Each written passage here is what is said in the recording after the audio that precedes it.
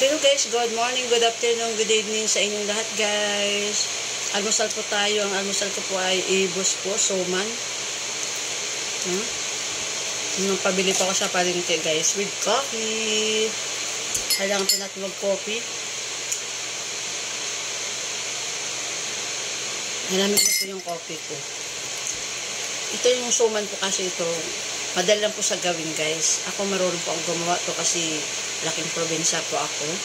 Sa amin po kasi nito, niluluto po yung bigas ay yung malagkit. Pwede naman siya na yung bigas lang siya.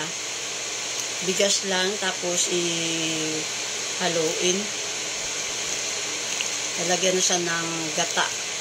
Tapos po siya. Mas masarap po yung malagkit na malagkit guys. Babalutin po siya ng ang tawag niyan, yung ng nyug. Balat ng, yung dahon ng nyug. Yun guys. At saka sa amin po kasi may kunting may asin pong nilagay sa amin. Dito medyo matabang siya guys. Masarap pa rin yung luto sa probinsya. Ito kasi kailangan mo pa ng sugar. Kasi wala po siyang lasa. Oo, okay lang naman. Kasi natatabangan ako yun. Kunting sugar naman nilalagay ko guys. Kasi ayaw ko rin ng matamis. Kaya madali lang po itong gawin guys kung gusto niyo pong gumawa.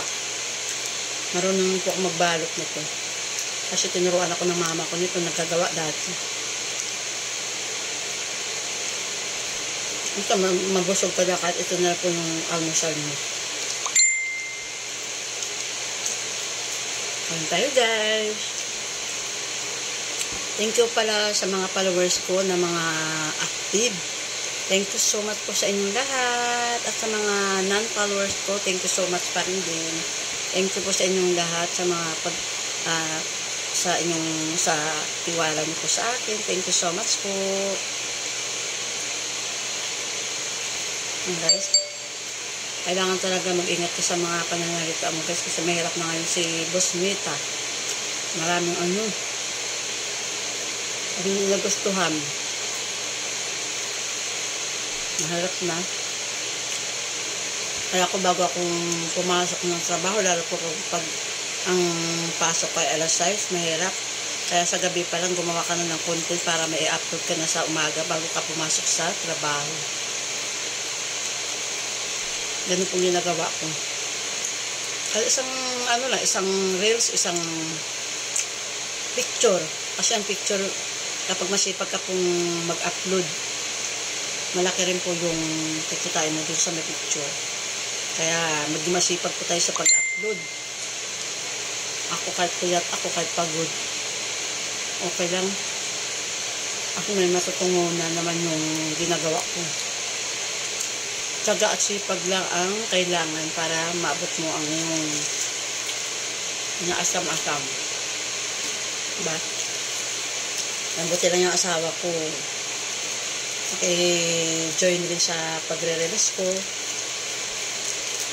Hindi naman yung mahihain. Basta sinabi kong gagawa kami ng vlog. Pero minsan kasi pagod din siya. Kaya mahirap din.